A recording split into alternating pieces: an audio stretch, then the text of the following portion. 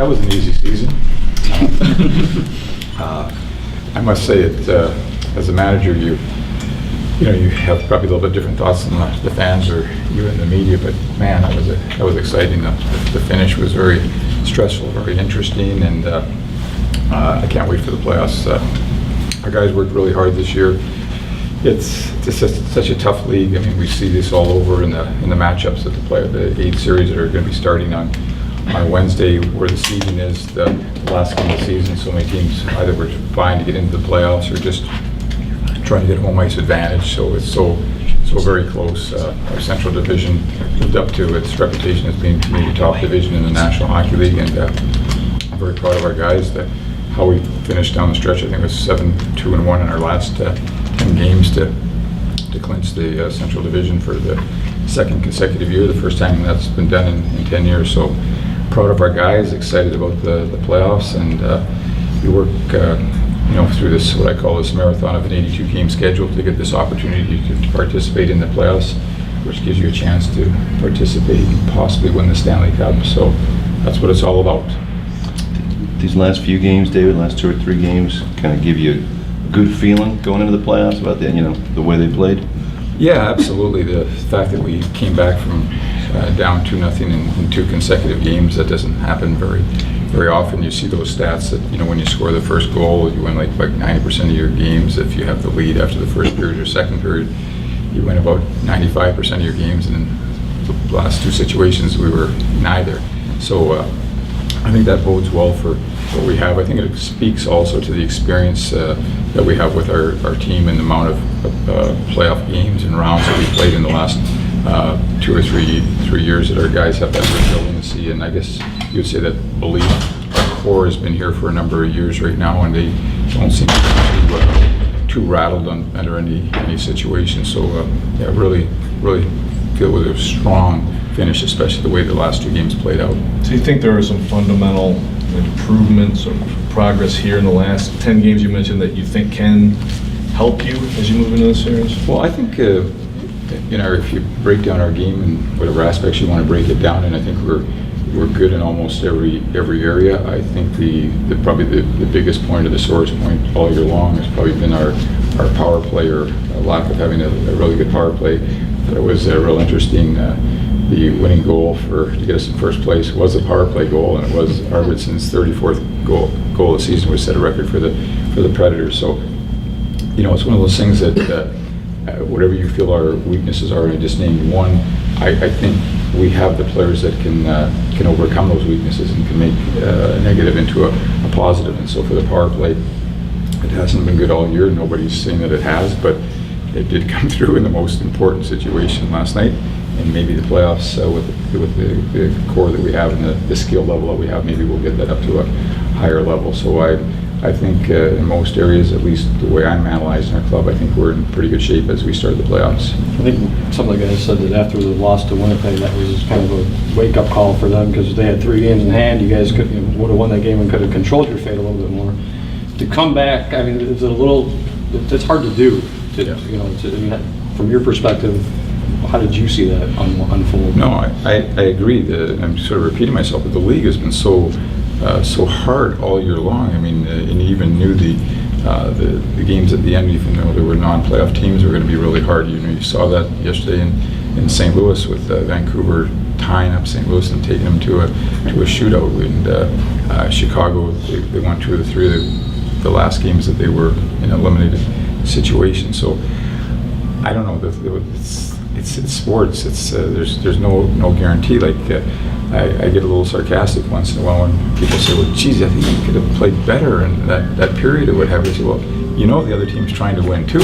I mean, it's just that close of a situation. You saw yesterday where Pittsburgh had to get a late goal to actually not finish in the last wild card position, or they would have played Tampa Bay in the first round instead of playing the Islanders. Not that I want to choose anybody's poison, but it come down to one goal basically for some teams just to make the playoffs or to secure a position. So we're never satisfied until we want perfection all the time. We're probably our own worst critics. So you guys don't have to pile on because we criticize ourselves, plenty. We want to be good every night. We want to win every night, but that's not the way the league is set up. So all our goal now is to win 4 of the next 7.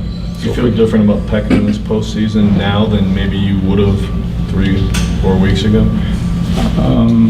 I think our goaltending has been right at the top of the league all year long. I think we have the luxury or and if the need be to use both goaltenders. I think Saros has certainly taken 1 or 2 steps forward. In my own view, and I'm not the coach here, I think to go a long way, it's not imperative anymore, but it's probably with the grind you probably even need two goaltenders, and that may not be based on good play or poor play. But as far as Peck is concerned, yes, I think he's been great virtually all year long, and to me he's going to be why we win this year. For guys who've maybe struggled a little bit this year, David, Kyle, for instance, or some of the newcomers, not necessarily with a lot of points so far, is the hope that start a fresh playoffs and maybe that changes a bit of things? Yeah, I would hope so. Sort of like my golf game. After 9 holes, it's like you start all over again. I don't know why that is, because it's 18 holes, but you always say, let's get a fresh start. So I think, again, some players' seasons are clearly made in the playoffs. We know a lot from history has been written about guys that have come through in the playoffs and have taken their game from a situation that they weren't a top player, weren't having exactly a good year, and they've turned it around and been the best player in the playoffs. And, we need those type of stories, whether it's Kyle or a couple more. I think that's really, when you win rounds and you win the Stanley Cup, there's a whole bunch of stories like that of guys that have just raised their game, and that's what we need to have happen for us this postseason. We need lots of players to raise their game to a higher level and accomplish more than they've ever accomplished before.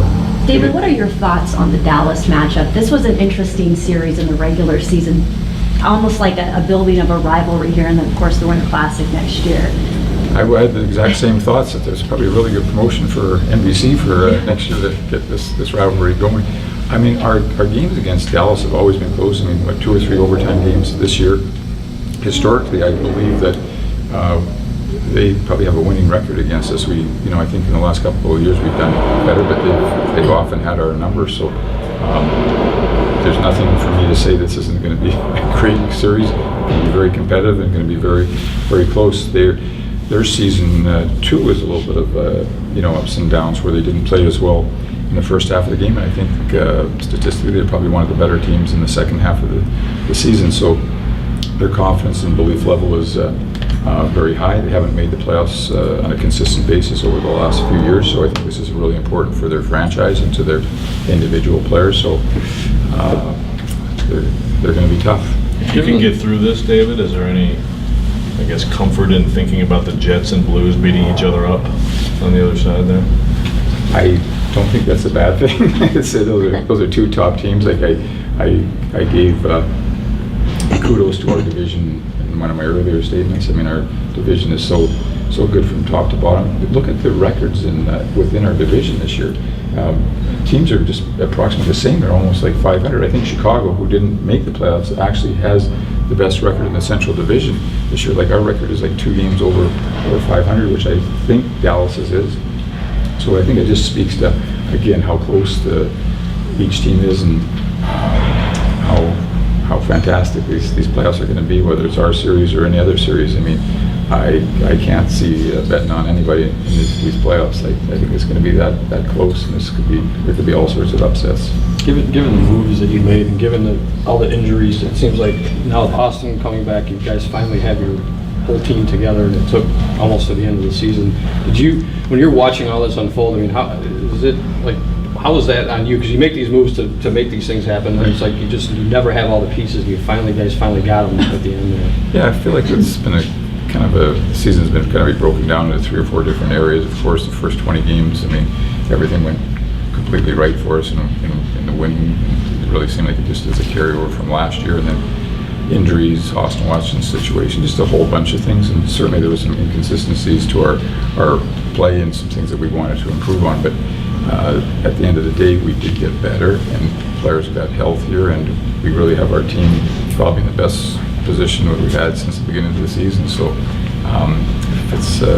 I feel it's a time to be very optimistic. David, do you believe in the idea that because this group this season went through significant more adversity than last year's group, that maybe this group would be better prepared for what the postseason could throw at them just because of everything you had to overcome to get to this point? Yeah, absolutely. And that's the core of our team has been here now for all these playoff runs that, Peter Lavalette has been a coach for, and I think that serves us well. I mean, when you're even at the trading deadline and you're looking for guys to add to your team, you're looking for guys that have playoff experience, like a Brian Poile that have been through these things, or Simmons who's played a very physical game and knows the wars of what playoffs are all about. So, I have to think that's an advantage for us, because I remember several years ago saying that when we lost out after a second round or something, that we didn't have enough experience. So this year I do think that that's something in our favor. How do you feel about Fabbro right now going to the playoffs? Oh, I like him. He seems to be a very confident young man, very poised, I think very coachable. Last night he had a turnover to give up for the first goal against, and that could be very deflating for a young player. I think his body language is really good out there. I think his coachability is good. He had a similar play that he had to make later in the game, and he did the right thing that time. And of course, he scored his first goal. So really good and positive things to say about Dante Fabbro in his first 3 or 4 games in the National Hockey League. In this playoff or any playoff, how important is it to get contributions behind the first line, especially when defenses are so focused on nothing the other? We talked earlier that these Stanley Cup Playoffs is littered with those stories. Bobby Nystrom's overtime goal, way back when you're just a young guy, John. All these stories. We need that. I mean, and that's when I'm sure players dreaming at night that it's going to be them, or it's something. I mean, we certainly expect our top line, like Joey's line, to be contributing, but we're not going to have any success unless we get it from other areas and some unexpected areas. I mean, it's what I again said earlier, that we got to find 2 or 3 stories, 2 or 3 players that raise their game to a level that they haven't all year long or maybe anywhere before in their career. And if we get those kind of stories, then it'll be a great book to write. How's Grimaldi situation? He's getting really close, I think you'll see him at practice tomorrow skating with the team. I don't know if he's ready for Wednesday, but he's very close. David, you made some good college free agent signings, undrafted free agents, Lucas Craggs and Fortunato, yes. Just what was that process like getting them, and how does that help rebuild the cupboard for you? Yeah, my line. Yeah, I want to try to fill the cupboard from trading a lot of draft choices away in the last few years and getting some guys that hopefully are depth players for us initially, but maybe have a chance to play for us in the not too distant future. Craig's is more like a Ryan Hartman type of player that we traded away, and we certainly had that in mind when we traded Ryan, that maybe we could get that type of player back. And Craig's a very physical player, led the country in penalty minutes in college. And Fortunato is that what I call the kind of the classic type of defenseman you're looking for these days. Not too big in stature, but great skating mobility. He led the power play in Quinnipiac. I think they went 25% or something at the power play, and without him they were like 15%. So as you all know, we're looking for that type of a player on our team. So hopefully they'll be good additions. As you can see, Fabbro already has one as a draft pick, and I think Rem Pitt, he played the 1 game, but actually in practice he's looked really good. It's just, it's kind of hard for the coach to get him in right now, but maybe a predator somewhere along the line there. David, the mental state of this team right now, if you can think back, how would you compare it to the mental state of this team 1 year ago, entering the playoffs? I'm just trying to think of how it was last year. I think last year, if this is my opinion, that we might have underestimated the opposition a little bit after coming off that President's Trophy. And the Colorado series is probably a little bit harder than necessary. I think we really got our boots on and got down to work in the Winnipeg series, and I think it was really close, could have gone anyway. I think we were in a good situation mentally at that point. I think this year, with all the ups and downs, and I guess the last 7 or 8 games have gone a different way, I might have a different answer for you, but based on how it all played out, I think we're in great shape, both physically and mentally. Thanks, everyone. Thank you.